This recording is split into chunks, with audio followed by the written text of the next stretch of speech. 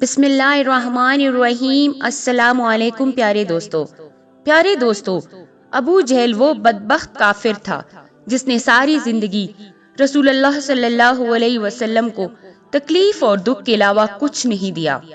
فرعون اور نمرود کی موت کی طرح ابو جہل بھی کتے کی موت مرا۔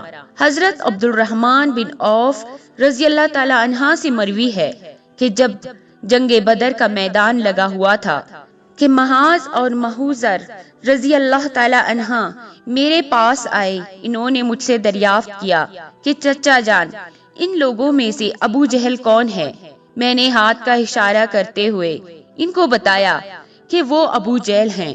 انہوں نے کہا کہ چچا جان، اس ظالم نے ہمارے نبی کریم صلی اللہ علیہ وسلم کو بہت ہی دکھ اور تکالیف پہنچائی ہیں، اس لیے ہم ابو جہل کو نہیں چھوڑیں گے۔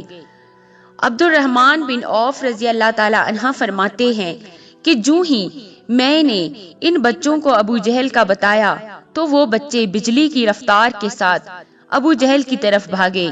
انہوں نے ابو جہل پر ایک زوردار ضرب لگائی۔ ان کی پہلی ہی ضرب سے ابو جہل اونٹ سے نیچے گر گیا۔ پھر انہوں نے ابو جہل کے پاؤں پر تلوار کا وار کر کے اس کا پاؤں ہی ٹانگ سے الگ کر دیا۔ دوستو، حضرت معاذ رضی اللہ تعالی عنہ بیان کرتے ہیں کہ یہ سب کچھ ابو جہل کا بیٹا اکرمہ دیکھ رہا تھا۔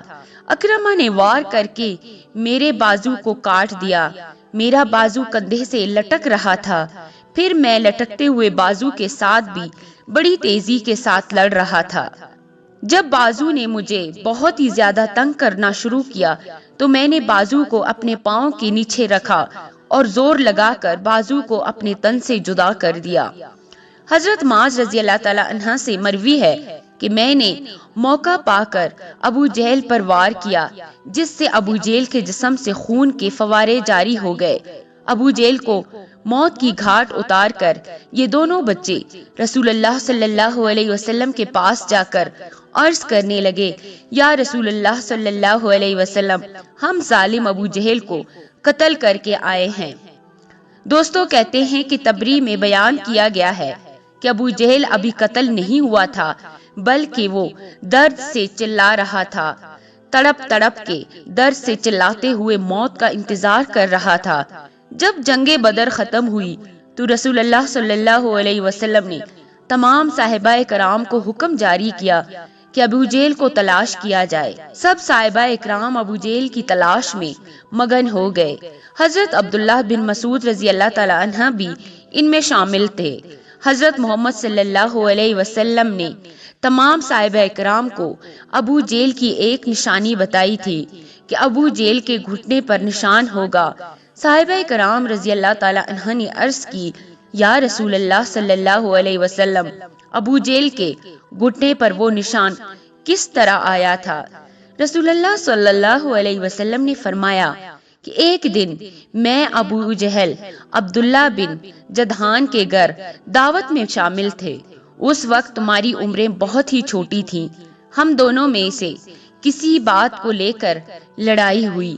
میں نے ابو جہل کو زور سے دھکا دیا تھا، جس کی وجہ سے ابو جہل زمین پر گر پڑا۔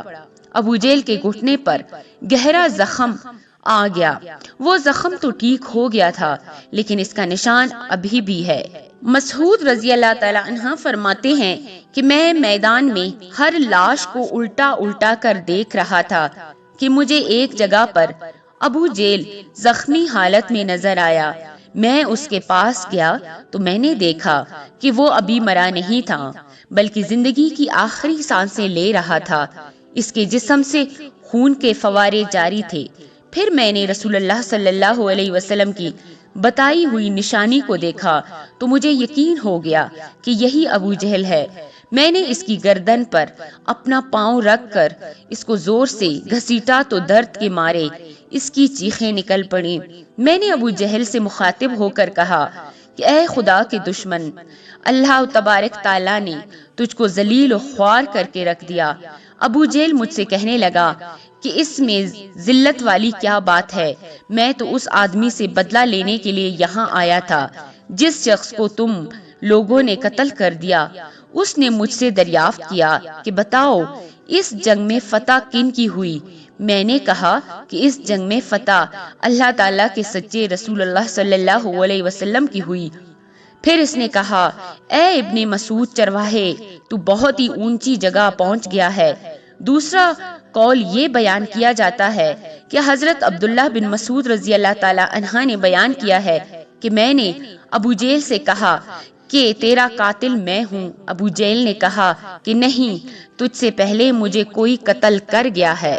ایک قول یہ بھی بیان کیا جاتا ہے کہ جب ابن مسعود رضی اللہ تعالی عنہ ابو جہل کے سینے پر بیٹھ کر کہنے لگے، اے اسلام کے بدترین دشمن، تم تو فرعون سے بھی زیادہ بدبخت نکلے ہو۔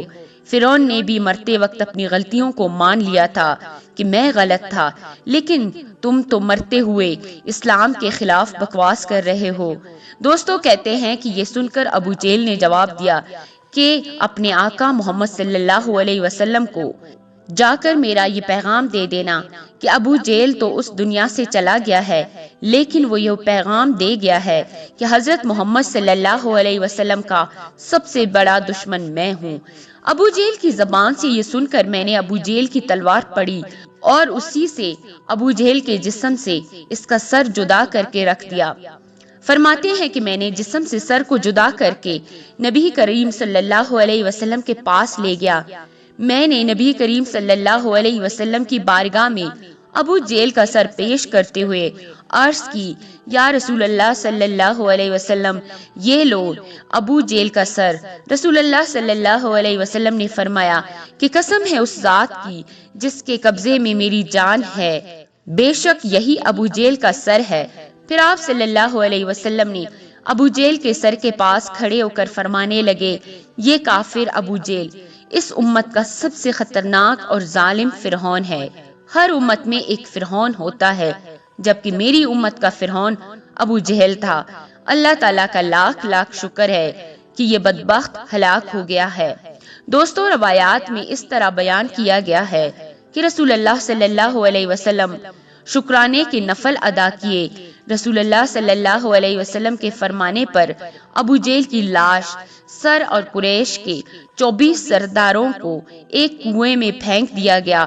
اس کے بعد رسول اللہ صلی اللہ علیہ وسلم 3 دن میدان بدر میں رہے اور جاتے ہوئے اس کنویں پر بھی گئے تھے جہاں کفار مکہ کی لاشیں پھینکی گئی تھی۔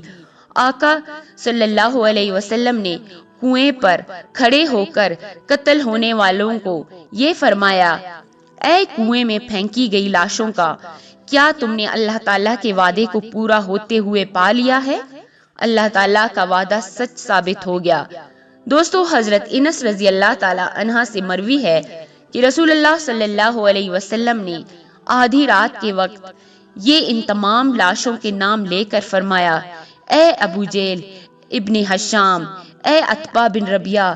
اس طرح نبی کریم صلی اللہ علیہ وسلم نے سب کنویں میں پھینکی گئی لاشوں کے نام لیتے ہوئے فرمایا، کیا تم نے رب کائنات کا وعدہ پورا ہوتے ہوئے دیکھ لیا؟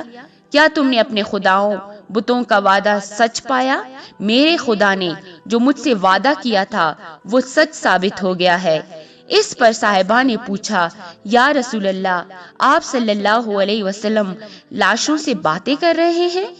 تو حضور کریم صلی اللہ علیہ وسلم نے فرمایا کہ جو باتیں میں ان سے کر رہا ہوں تم ان لاشوں سے زیادہ نہیں سنتے، بس یہ لاشیں بول نہیں سکتی، سب کچھ سن رہی ہیں۔ دوستو امام طبری لکھتے ہیں، محمد بن اسحاق بیان کرتے ہیں کہ بعض علماء کرام نے یہ بات بیان کرتے ہوئے کہا ہے کہ تم لوگوں نے مجھ سے دشمنی کی بلکہ دوسرے لوگوں نے مجھ سے دوستی کی۔ تم نے مجھ کو میرے ہی شہر سے نکال دیا، دوسرے لوگوں نے مجھ کو اپنے شہر میں پناہ دی۔ تم لوگ مجھے جھوٹا کہتے رہے، دوسرے نے مجھے سچا اور آخری نبی صلی اللہ علیہ وسلم کہا۔ تم لوگوں نے مجھ کو بے شمار تکالیف دی، لیکن دوسرے لوگ میری تمام پریشانی میں شریک رہے۔ اس کے بعد رسول اللہ صلی اللہ علیہ وسلم نے فرمایا کہ میں نے تو اپنے رب کائنات کے وعدے کو سچا پایا۔